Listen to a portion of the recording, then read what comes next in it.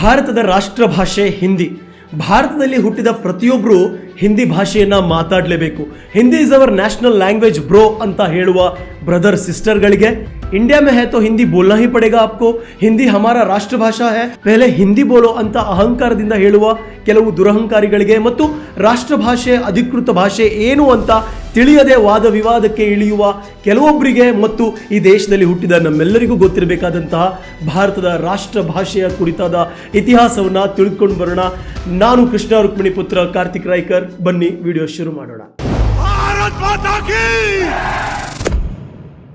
ಸ್ವತಂತ್ರ ಸಿಕ್ಕ ನಂತರ ಭಾರತದ ರಾಜಕೀಯದಲ್ಲಿ ಈ ಭಾಷೆಗೆ ಕುರಿತಾಗಿ ಹಲವು ವಾದ ವಿವಾದಗಳು, ಡಿಬೇಟ್ ನಡೀತಾನೆ ಇದ್ವು. ನಮ್ಮ ದೇಶದಲ್ಲಿ ಲ್ಯಾಂಗ್ವೇಜ್ ಪೊಲಿಟಿಕ್ಸ್ ಅನ್ನೋದು ತುಂಬಾನೇ ಇದೆ. ರಾಮಚಂದ್ರ ಗುಹಾ ಅವರ ಪ್ರಕಾರ ಭಾರತದ ಸ್ವತಂತ್ರದ ಸಮಯದಲ್ಲಿ ನಮ್ಮ ಸಂವಿಧಾನ ಸಭೆಯಲ್ಲಿ ಹೆಚ್ಚು ಚರ್ಚೆಗೆ ಒಳಪಟ್ಟ ವಿಷಯ ಅಂದರೆ ಅದು ಭಾರತದ ರಾಷ್ಟ್ರ ಭಾಷೆ ಯಾವುದಿರಬೇಕು ಅನ್ನೋದ್ರ ಬಗ್ಗೆ.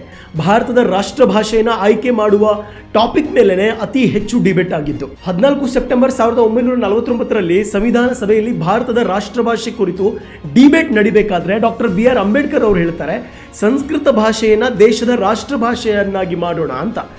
ಶ್ಯಾಮ್ ಪ್ರಸಾದ್ ಮುಖರ್ಜಿ ಅವರು ಹೇಳ್ತಾರೆ, ತುಂಬ ಜನ ಹಿಂದಿ ರಾಷ್ಟ್ರ ಭಾಷೆ ಆಗಬೇಕು ಅಂತ ಬಯಸ್ತಾ ಇದ್ದಾರೆ. ಕಾರಣ ಏನು ಅಂದರೆ ಅತಿ ಹೆಚ್ಚು ಜನರು ಮಾತನಾಡುವಂಥ ಭಾಷೆ ಆಗಿದೆ. ಹಾಗಂತ ಹಿಂದಿ ಏನು ಎಲ್ಲ ಭಾಷೆಗಿಂತ ಶ್ರೇಷ್ಠ ಭಾಷೆ ಏನಲ್ಲ ಅನ್ನೋ ಮಾತನ್ನು ಕೂಡ ಶ್ಯಾಮ್ ಪ್ರಸಾದ್ ಮುಖರ್ಜಿ ಅವರು ಹೇಳ್ತಾರೆ. ಇನ್ನು ಕೃಷ್ಣಮೂರ್ತಿ ರಾವ್ ಅವರು ಹೇಳ್ತಾರೆ, ದೇಶ ವಿಭಜನೆ ಆಗಿ ಇನ್ನೂ ಅಷ್ಟೊಂದು ದಿನಗಳೇ ಕಳೆದಿಲ್ಲ, ಹಾಗಾಗಿ ಈ ವಿಷಯದ ಕುರಿತು ಡಿಬೇಟ್ ಮಾಡೋದು ಇವಾಗ ಬೇಡ, ಮುಂದಿನ ಸಂಸತ್ತು ಈ ದೇಶದ ಪರಿಸ್ಥಿತಿಯ ಅನುಗುಣವಾಗಿ ಅದರ ನಿರ್ಧಾರ ತಗೊಳ್ಳಿ, ಅವರು ಅದನ್ನು ಮಾಡ್ತಾರೆ ಅಂತ ಅವರು ಹೇಳ್ತಾರೆ. ಭಾರತದ ಜನರನ್ನ ಒಂದೇ ಭಾಷೆಯಲ್ಲಿ ಒಗ್ಗೂಡಿಸಬೇಕು, ಅವ್ರನ್ನ ಒಂದು ಮಾಡಬೇಕು ಅನ್ನೋ ಕಾರಣಕ್ಕೆ ಗಾಂಧಿ ಅವರು ಹಿಂದಿ ಮತ್ತು ಉರ್ದು ಈ ಎರಡೂ ಭಾಷೆಯ ಮಿಶ್ರಣ ಭಾಷೆಯಾಗಿ ಹಿಂದೂಸ್ತಾನಿ ಭಾಷೆಗೆ ತಮ್ಮ ಬೆಂಬಲವನ್ನು ಮುಂಚೆನೇ ನೀಡಿದರು. ದೇಶವನ್ನು ಒಗ್ಗೂಡಿಸುವ ಸಾಮರ್ಥ್ಯ ಈ ಹಿಂದೂಸ್ತಾನಿ ಭಾಷೆಗೆ ಇದೆ ಅಂತ ಅವ್ರು ನಂಬಿದ್ರು ಅಂತ ಇತಿಹಾಸ ಹೇಳುತ್ತೆ. ಜವಾಹರ್ಲಾಲ್ ನೆಹರು ಕೂಡ ಹಿಂದೂಸ್ತಾನಿ ಭಾಷೆ ರಾಷ್ಟ್ರ ಭಾಷೆ ಆಗಬೇಕು ಅಂತ ಆಲೋಚನೆ ಮಾಡಿದ್ರು. ಅವರ ಸಪೋರ್ಟ್ ಕೂಡ ಗಾಂಧಿ ಅವರಿಗಿತ್ತು. ಡಿಬೇಟ್ ಪ್ರಾರಂಭವಾದಾಗ ಹಿಂದೂಸ್ತಾನಿ ಭಾಷೆನೋ ಅಥವಾ ಹಿಂದಿ ಭಾಷೆನೋ ಈ ಎರಡೂ ಭಾಷೆಗಳ ಬಗ್ಗೆ ಚರ್ಚೆ ತುಂಬಾ ಆಗ್ತಾ ಇತ್ತು. ಅಂದರೆ ಹಿಂದೂಸ್ತಾನಿ ಭಾಷೆ ರಾಷ್ಟ್ರ ಭಾಷೆ ಆಗಬೇಕು ಅಥವಾ ಹಿಂದಿ ಭಾಷೆ ರಾಷ್ಟ್ರ ಭಾಷೆ ಆಗಬೇಕು ಅಂತ. ಯಾವಾಗ ಈ ದೇಶ ತುಂಡಾಯಿತೋ, ಅಂದರೆ ದೇಶದ ವಿಭಜನೆ ಆಯಿತೋ, ಭಾರತ ಪಾಕಿಸ್ತಾನ ಆಯಿತೋ, ಆಗ ಉರ್ದು ಮಿಶ್ರಿತ ಹಿಂದೂಸ್ತಾನಿ ಭಾಷೆಗೆ ತುಂಬ ವಿರೋಧ ವ್ಯಕ್ತವಾಯಿತು. ಆ ಭಾಷೆಯನ್ನು ರಾಷ್ಟ್ರ ಭಾಷೆ ಮಾಡಬೇಕು ಅನ್ನುವಂಥ ವಿಚಾರವನ್ನು ಕೈ ಬಿಡಲಾಯಿತು. ಯಾಕಂದರೆ ಪಾಕಿಸ್ತಾನ ತನ್ನ ಆಫಿಷಿಯಲ್ ಲ್ಯಾಂಗ್ವೇಜ್ ಅಂತ ಉರ್ದುವನ್ನು ಡಿಕ್ಲೇರ್ ಮಾಡಿಬಿಟ್ಟಿತ್ತು. ಈ ಭಾಷೆಗನುಗುಣವಾಗಿ ಸಂವಿಧಾನ ಸಭೆಯಲ್ಲಿ 2 ಗುಂಪುಗಳಾಯಿತು. ಉತ್ತರ ಪ್ರದೇಶದ ಖ್ಯಾತ ಸ್ವತಂತ್ರ ಹೋರಾಟಗಾರರಾದ RV ಧುಲೇಕರ್ ಅವರು ಹೇಳ್ತಾರೆ, ಹಿಂದಿ ಭಾಷೆಯನ್ನು ಭಾರತದ ರಾಷ್ಟ್ರೀಯ ಭಾಷೆ, ಅಧಿಕೃತ ಭಾಷೆ ಅಂತ ಘೋಷಿಸಬೇಕು ಅಂತ ಹೇಳ್ತಾರೆ. ಅವ್ರು ಹಂಗೆ ಹೇಳಿದಾಗ ಭಾರತದ ವಿವಿಧ ಭಾಷಾ ಪ್ರಾಂತ್ಯಗಳಿಂದ ತುಂಬ ವಿರೋಧ ವ್ಯಕ್ತವಾಗುತ್ತೆ. ದೇಶದ ವಿವಿಧ ಭಾಷಾ ಪ್ರದೇಶಗಳ ಸಂವಿಧಾನ ಸಭೆಯ ಪ್ರತಿನಿಧಿಗಳು ಇದ್ರ ಬಗ್ಗೆ ಧ್ವನಿ ಎತ್ತುತ್ತಾರೆ. ಯಾಕೆ ಭಾರತದಲ್ಲಿ ಹಿಂದಿ ರಾಷ್ಟ್ರ ಭಾಷೆ ಮಾಡಬೇಕು? ಕನ್ನಡ ಇದೆ, ತಮಿಳ್ ಇದೆ, ಒಡಿಸ್ಸಾ ಇದೆ, ಮಲಯಾಳಿ ಭಾಷೆ ಇದೆ, ಬಂಗಾಳಿ ಭಾಷೆ ಇದೆ, ಹಲವಾರು ಭಾಷೆಗಳಿದ್ದಾವೆ. ಇವುಗಳ ಇತಿಹಾಸ ಹಿಂದಿ ಭಾಷೆಗಿಂತನೂ ಹಳೆಯದು, ಇದರ ಸಾಹಿತ್ಯ ಕೂಡ ಅಷ್ಟೇ ಹಳೆಯದು.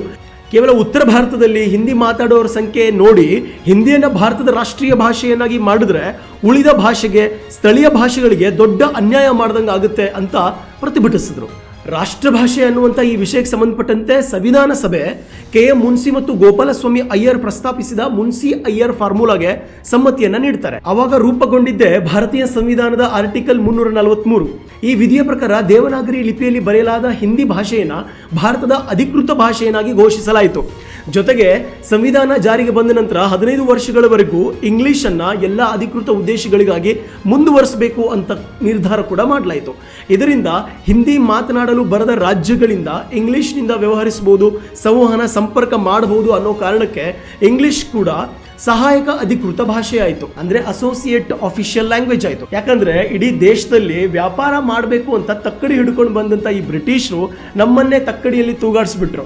ಅವರು ಇಂಗ್ಲಿಷ್ ಮಾತಾಡ್ತಿದ್ರು, ಹಾಗಾಗಿ ಹಿಂದಿಗಿಂತ ಇಂಗ್ಲಿಷ್ ಸ್ವಲ್ಪ ಜನರಿಗೆ ಅರ್ಥ ಆಗ್ತಿತ್ತು ಅನ್ನೋ ಕಾರಣಕ್ಕೆ ಇಂಗ್ಲಿಷ್ ಭಾಷೆಯನ್ನು ಕೂಡ ಮುಂದುವರಿಸಲಾಯಿತು. ಆದರೆ ಭಾರತ ಸಂವಿಧಾನದ 8ನೇ ಅನುಸೂಚಿಯಲ್ಲಿ ಹಿಂದಿ ಸೇರಿದಂತೆ 14 ಅಧಿಕೃತ ಭಾಷೆಗಳನ್ನು ಅಫಿಷಿಯಲ್ ಲ್ಯಾಂಗ್ವೇಜ್ ಅಂತ ಸೇರಿಸಲಾಯಿತು. ಯಾವಾಗ 1950ಕ್ಕೆ. ಅದು ಕಾಲಾಂತರದಲ್ಲಿ ಈ ಸಂಖ್ಯೆ 22ಕ್ಕೆ ಏರಿದೆ. ಇವತ್ತು 22 ಅಫಿಷಿಯಲ್ ಲ್ಯಾಂಗ್ವೇಜ್ ಅಂತ ಇದೆ. ನಮ್ಮ ತುಂಬ ಜನರಿಗೆ ಕನ್ಫ್ಯೂಷನ್ ತುಂಬ ಇರುತ್ತೆ. ಏನಂದರೆ ರಾಷ್ಟ್ರಭಾಷೆ ಏನು, ನ್ಯಾಷನಲ್ ಲ್ಯಾಂಗ್ವೇಜ್ ಅಂದರೆ ಏನು, ಅಫಿಷಿಯಲ್ ಲ್ಯಾಂಗ್ವೇಜ್ ಅಂದರೆ ಏನು, ಮೊದಲೇ ಡಿಕ್ಲೇರ್ ಮಾಡಿಬಿಟ್ಟಿದಾರಲ್ಲ ಹಿಂದಿ ಅಫಿಷಿಯಲ್ ಲ್ಯಾಂಗ್ವೇಜ್ ಅಂತ. ಹಾಗಂದರೆ ದೇಶದ ರಾಷ್ಟ್ರಭಾಷೆ ಹಿಂದಿ ಆಯಿತಾ? ನೋಡಿ, ಫಸ್ಟ್ ನಾವು ರಾಷ್ಟ್ರಭಾಷೆ ಮತ್ತು ಅಫಿಷಿಯಲ್ ಲ್ಯಾಂಗ್ವೇಜ್ ಅಧಿಕೃತ ಭಾಷೆ ಏನು ಅಂತ ತಿಳ್ಕೊಳ್ಳೋಣ. ರಾಷ್ಟ್ರಭಾಷೆ ಅಂದರೆ ದೇಶದ ಹೆಚ್ಚಿನ ಜನರಿಂದ ಮಾತನಾಡಲ್ಪಡುವ ಒಂದು ಭಾಷೆ ಮತ್ತು ಒಂದು ದೇಶದ ಗುರುತು, ಸಂಸ್ಕೃತಿ, ಆಯ್ಕೆಯನ್ನು ಪ್ರತಿನಿಧಿಸುವಂಥ ಒಂದು ಭಾಷೆಯನ್ನು, ಕಾನೂನುಬದ್ಧವಾಗಿ ವ್ಯಾಪಕವಾಗಿ ಬಳಕೆಯಲ್ಲಿರುವಂಥ ಭಾಷೆಯನ್ನು ನಾವು ರಾಷ್ಟ್ರ ಭಾಷೆ ಅಂತ ಕರಿತೀವಿ. ದೇಶದ ಪ್ರತಿಯೊಬ್ಬ ನಾಗರಿಕ ಮಾತನಾಡುವಂಥ ಭಾಷೆ. ಇದು ಸಾಂಸ್ಕೃತಿಕ ಮತ್ತು ಸಾಂಕೇತಿಕ ಅರ್ಥವನ್ನು ನೀಡುತ್ತೆ. ದೇಶದ ಐಕ್ಯತೆಯ ಪ್ರತೀಕವಾಗಿ ಇದು ಕಾರ್ಯನಿರ್ವಹಿಸುತ್ತೆ ಅಂತ ಹೇಳಲಾಗುತ್ತೆ. ಹಾಗಾದರೆ ಭಾರತದವರಿಗೆ ಐಕ್ಯತೆ ಇಲ್ವಾ? ಯಾಕಿಲ್ಲ? ಇಲ್ಲಿ ವಿವಿಧತೆಯಲ್ಲಿ ಏಕತೆಯನ್ನು ನೋಡ್ತೀವಿ ನಾವು. ಅಂದರೆ ಇಲ್ಲಿ ಸಂಸ್ಕೃತಿಯನ್ನು ಪ್ರತಿಯೊಂದು ಕ್ಷೇತ್ರದಲ್ಲೂ ಕೂಡ ಹಲವಾರು ವೈವಿಧ್ಯಮಯ ರೂಪಗಳನ್ನು ನಾವು ಕಾಣ್ತೀವಿ. ಹಾಗಾಗಿ ಭಾಷೆ ಒಂದೇ ಭಾಷೆ ದೇಶದ ಭಾಷೆ ಅಂತ ಸ್ವೀಕರಿಸೋಕ್ಕಾಗಲ್ಲ. ರಾಷ್ಟ್ರ ಭಾಷೆಗೂ ಅಧಿಕೃತ ಭಾಷೆಗೂ ತುಂಬ ವ್ಯತ್ಯಾಸ ಇದೆ. ಮೊದಲು ಅದನ್ನು ತಿಳ್ಕೊಳ್ಬೇಕು ನಾವು. ನ್ಯಾಷನಲ್ ಲ್ಯಾಂಗ್ವೇಜ್ಗೂ ಅಫಿಷಿಯಲ್ ಲ್ಯಾಂಗ್ವೇಜ್ಗೂ ತುಂಬಾ ವ್ಯತ್ಯಾಸ ಇದೆ. ಇನ್ನು ಅಫಿಷಿಯಲ್ ಲ್ಯಾಂಗ್ವೇಜ್ ಅಧಿಕೃತ ಭಾಷೆ ಅಂದ್ರೆ ಏನು? ಇದನ್ನು ನಾವು ಸರ್ಕಾರಿ ಕಚೇರಿಗಳಲ್ಲಿ, ಆಡಳಿತದಲ್ಲಿ, ಇನ್ನು ಕಾನೂನು ಸಂಬಂಧಿತ ಕಾರ್ಯಗಳಲ್ಲಿ, ಸುಪ್ರೀಂ ಕೋರ್ಟ್ಗಳಲ್ಲಿ, ಹೈಕೋರ್ಟ್ಗಳಲ್ಲಿ ಅಧಿಕೃತ ಉದ್ದೇಶಗಳಿಗಾಗಿ ಕಾನೂನುಬದ್ಧವಾಗಿ ಬಳಸಲು ಅಧಿಕೃತಗೊಳಿಸಲಾದಂಥ ಭಾಷೆಯನ್ನು ನಾವು ಅಫಿಷಿಯಲ್ ಲ್ಯಾಂಗ್ವೇಜ್, ಅಧಿಕೃತ ಭಾಷೆ ಅಂತ ಕರಿತೀವಿ. ಒಂದು ದೇಶ ಒಂದಕ್ಕಿಂತ ಅಧಿಕ ಭಾಷೆಗಳನ್ನು ಕೂಡ ಅಧಿಕೃತ ಭಾಷೆ ಅಂತ ಸ್ವೀಕರಿಸಬಹುದು. ಸಂವಿಧಾನದ ವಿಧಿ 343ರ ಅಡಿಯಲ್ಲಿ ಹಿಂದಿ ಮಾತನಾಡುವ ರಾಜ್ಯಗಳಲ್ಲಿ, ಅಂದರೆ ಉದಾಹರಣೆಗೆ ರಾಜಸ್ಥಾನ ಆಗಲಿ, ಬಿಹಾರ ಆಗಲಿ, ಮಧ್ಯಪ್ರದೇಶಗಳಲ್ಲಿ ಹಿಂದಿಯನ್ನು ಸಂಪೂರ್ಣವಾಗಿ ಅಧಿಕೃತ ಭಾಷೆಯನ್ನಾಗಿ ಅವರು ಬಳಸ್ತಾರೆ. ಹಿಂದಿ ಮಾತನಾಡದ ರಾಜ್ಯಗಳೊಂದಿಗೆ ಸಂಪರ್ಕ ಸಂವಹನ ಮಾಡೋಕ್ಕೆ ಇಂಗ್ಲೀಷನ್ನು ಅಸೋಸಿಯೇಟ್ ಅಫಿಷಿಯಲ್ ಲ್ಯಾಂಗ್ವೇಜ್, ಅಂದರೆ ಸಹಾಯಕ ಅಧಿಕೃತ ಭಾಷೆಯಾಗಿ ಅದನ್ನು ಬಳಸಲಾಗುತ್ತೆ. ಕೆಲವು ರಾಜ್ಯಗಳಲ್ಲಿ ಅಧಿಕೃತ ಆದೇಶಗಳು, ಅಂದರೆ ಈ ನೋಟಿಫಿಕೇಶನ್ಗಳು ಕೂಡ ಇಂಗ್ಲೀಷಲ್ಲೇ ಬರುತ್ತೆ. ಸಂವಿಧಾನದ ವಿಧಿ 348 ಮತ್ತು ಅಧಿಕೃತ ಭಾಷೆಗಳ ಕಾಯ್ದೆ 1963ರ ಸೆಕ್ಷನ್ 7ರ ಪ್ರಕಾರ ಹಿಂದಿ ಮಾತನಾಡುವ ರಾಜ್ಯಗಳ ಹೈಕೋರ್ಟ್ಗಳಲ್ಲಿ ಹಿಂದಿಯನ್ನು ಬಳಸುವಂಥ ಅನುಮತಿ ಇದೆ. ಸಾಮಾನ್ಯವಾಗಿ ಹೈಕೋರ್ಟ್ಗಳ ಅಧಿಕೃತ ಭಾಷೆ ಇಂಗ್ಲೀಷ್ ಆಗಿರುತ್ತೆ.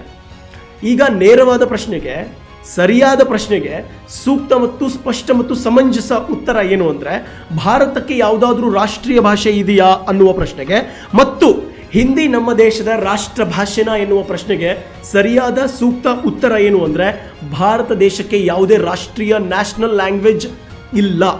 ಹಿಂದಿ ನಮ್ಮ ದೇಶದ ರಾಷ್ಟ್ರ ಭಾಷೆ ಅಲ್ಲ. ದೇಶದಲ್ಲಿ 40% ಜನ ಹಿಂದಿ ಮಾತನಾಡುವವರು ಇರಬಹುದು.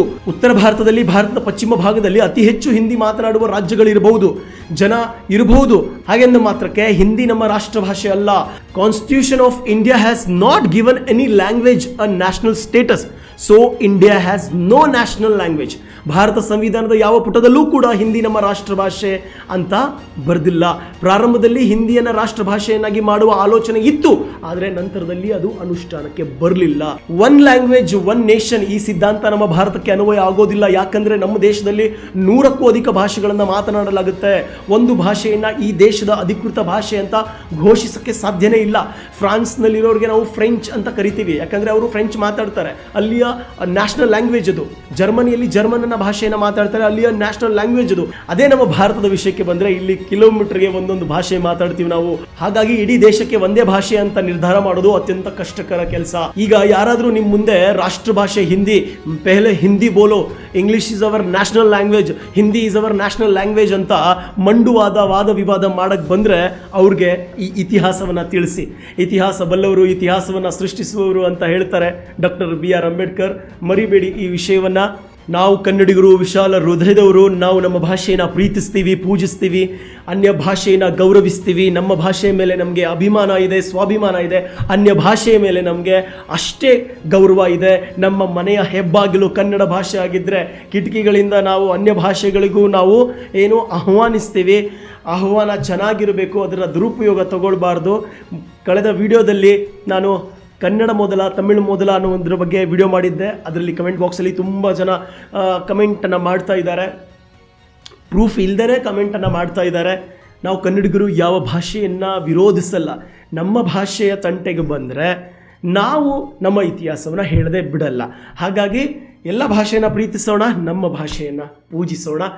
ಕೂಡಿ ಕಲಿಯೋಣ, ಕೂಡಿ ಬೆಳೆಯೋಣ, ಎಲ್ಲರೂ ಸೇರಿ ಮುನ್ನುಗ್ಗೋಣ. ಖುಷಿಯಾಗಿರಿ, ನಗ್ತಾ ಇರಿ, ನಗಿಸ್ತಾ ಇರಿ. ಮತ್ತೆ ಸಿಗೋಣ. ಜೈ ಹಿಂದ್, ಜೈ ಭಾರತ್, ಜೈ ಕರ್ನಾಟಕ, ಜೈ ಶ್ರೀರಾಮ್.